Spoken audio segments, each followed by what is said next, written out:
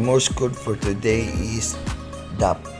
Now let's start the class. For the letter D, the tapping combination is long tap and double short tap.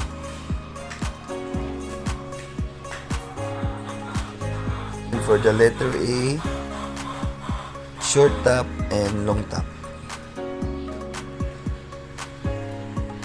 And for the letter P, short tap, long tap, long tap, short tap. Short tap, long tap, long tap, short tap. And again for the last letter P, short tap, long tap, short tap. And the Kurdish clock pick the prize.